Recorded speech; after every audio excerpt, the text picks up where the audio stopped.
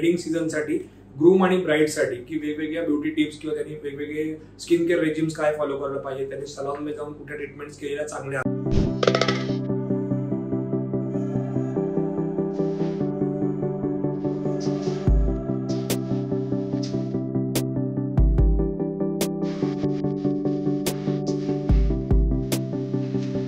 Hello guys, welcome back to my channel. मी Amit Vaidya, director of Passion salons and makeup studio and director of Passion international college. तुमच्यासाठी वेगवेगळे beauty आणि hair grooming videos घेऊन आलेलो आहे आणि रेग्युलरली माझ्या चॅनलमध्ये तुम्हाला मेकअप व्हिडिओज आणि मेकअपच्या वेगवेगळ्या टिप्स, ब्युटीच्या टिप्स पण मी वारंवार देत असतो.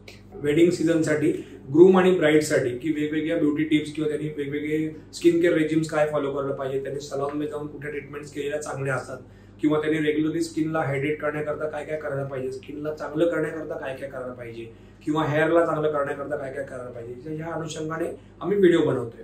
तर सध्याच्या आजच्या व्हिडिओमध्ये मी तुम्हाला की ग्रूमनी मेकअप करायचा की नाही करायचा ह्या विषयावरती मी तुम्हाला काही टिप्स देणार आहे. तर बेसिकली कसं आहे की ग्रूमनी वेडिंगमध्ये मेकअप किंवा कुठल्याही फंक्शनमध्ये हलकासा तरी मेकअप करणं खूप गरजेचं असतं, कारण जेव्हा नंतर फोटोग्राफ जेव्हा येतात तेव्हा ग्रूम आणि ब्राइडच्या स्किन टोन मध्ये भरपूर फरक दिसून येतो.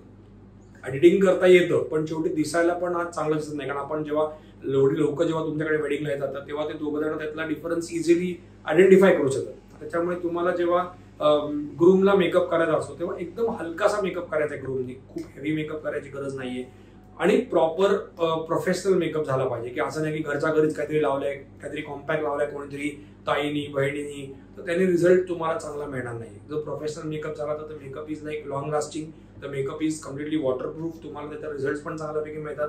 तुमचे जे काही अनइव्हन टोन्स येतात ते त्याच्यामध्ये प्रॉपरली कव्हर अप होतात आणि हे करताना खूप सॉफ्ट मेकअप जर केला तर it is like very nice, it looks very nice आणि तुम्हाला जे फोटोग्राफ्स तुम्हाला जे बघणार आहात तुम्ही तर that is like long term आणि तुम्हाला त्याचा रिझल्ट खूप चांगल्यापैकी मिळणार आहे. पण एकच मेन गोष्ट लक्षात ठेवा की मेकअप जेव्हा ग्रूमला करतोय आपण किंवा ग्रूम जेव्हा मेकअप करून घेणार आहे तर तेव्हा तो मेकअप खूप हलका आणि टोन ऑन टोन झाला पाहिजे. म्हणजे तुमचा जो ग्रूमचा जो टोन आहे तर त्याच टोनला तो मेकअप जर केला तर that is like more and more better thing. Makeup करताना तुम्हाला स्किनला क्लेन्झिंग, टोनिंग, मॉइश्चरायझिंग करूनच मेकअप करायचा आहे की जेणेकरून तो मेकअप लॉंग टर्म साठी राहील आणि टोन अँड टोन करा, त्याच्यामुळे you will get very good result out of that. तर अशाच ब्युटी टिप्स किंवा मेकअपसाठी टिप्स तुम्हाला जर हव्या असतील तर आमच्या चॅनलला फॉलो करा, सबस्क्राईब करा, म्हणजे तुम्हाला रेग्युलरली याचे नोटिफिकेशन येत राहतील. Thank you very much.